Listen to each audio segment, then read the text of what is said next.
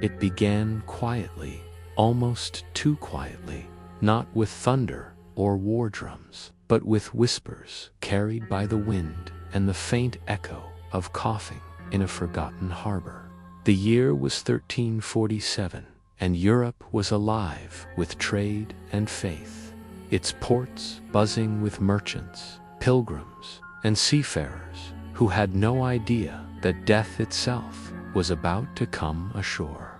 In the Sicilian port of Messina, 12 ships from the Black Sea anchored after a long and weary voyage. But when the dockworkers approached, what they found was a horror that words could scarcely contain. The sailors were dead, or close to it. Rats scurried across the decks, fleas leaping from their bodies like sparks from a dying fire. Within days, the city began to rot from the inside. Men coughed blood, women collapsed in the streets, and children vanished from sight. Fear spread faster than the sickness. The townsfolk sealed their homes, priests chanted prayers until their voices cracked, and still the bells tolled, endless and hollow, marking each passing soul. The disease had no name, no face, only the stench of decay and the sound of weeping that clung to every breeze. Rumors spread that it came from the east, a curse sent by God, or perhaps by men. Some said it was carried on the wind. Others believed it came through touch, through water, through the very air they breathed. But whatever it was, it moved like a ghost, unseen, unstoppable, and merciless.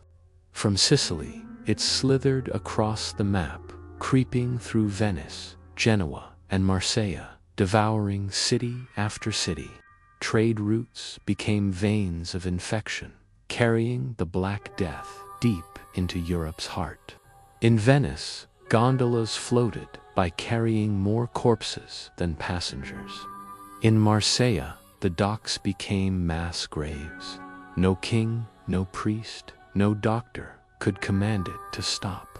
The people turned to faith, but even faith began to crumble. Churches overflowed with bodies instead of prayers. Monks wrote of despair, chronicling not divine miracles, but divine silence.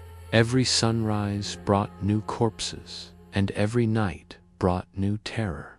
The living began to envy the dead. By winter, entire villages had vanished. Fields lay untouched, livestock wandered free, and the once bustling roads turned to dust. The air itself seemed poisoned, heavy, foul, and suffocating. People believed that to breathe was to invite death, and yet there was no escape. The Black Death had no borders, no mercy, no sound other than the labored breath of those waiting to die. For the first time in centuries, Europe stopped moving, stopped singing, stopped breathing. And in that stillness, that unbearable, suffocating stillness, humanity faced the unthinkable truth. The world they knew was ending, not with fire or war, but with silence. The silence of death, the silence of God. And as the final bell rang through Messina's dead streets, it carried a message that would echo across continents. This was not a passing plague. This was a reckoning. They called it the Great Pestilence. But by the spring of 1348, there was nothing great left in Europe, only silence, suspicion, and smoke. The disease had no mercy. It cared not for kings or beggars. In the bustling heart of Florence, laughter had once echoed through marble halls and golden cathedrals. But now the air trembled with screams, muffled behind wooden doors. Streets that once overflowed with merchants now crawled with corpses. The plague spared no one. Priests, physicians, nobles, all were equal before its black touch. Families locked themselves indoors, believing they could outlast death. They sealed their homes, burned rosemary and sage, and watched through cracked shutters as carts rolled by, loaded with the dead. Those carts had bells tied to them, so the living would know when to stay inside. "Bring out your dead," the collectors cried, their voices hollow beneath cloth masks. Fear became its own contagion, spreading faster than the fleas. In Paris, the great scholars debated the cause. Some claimed it was God's punishment for sin. Others swore the stars had shifted, releasing deadly vapors. Still others whispered darker theories that strangers, travelers, and minorities had poisoned the wells. Hatred festered alongside disease. Pogroms erupted. Innocent lives burned in the name of purification. Humanity began to turn on itself, desperate to find a reason for the suffering. And all the while the plague continued to breathe, silent, invisible, unstoppable. In the countryside, peasants abandoned their lords' estates. Crops rotted in the fields as workers fled or fell dead. Wolves began to wander into empty villages, drawn by the scent of decay. The natural world, long subdued by mankind, began to reclaim its place. Trees pushed through cobblestones. Vines climbed cathedral walls. The world was still, but not empty, only waiting. In London, the king fled to the countryside, surrounded by guards who prayed more than they slept.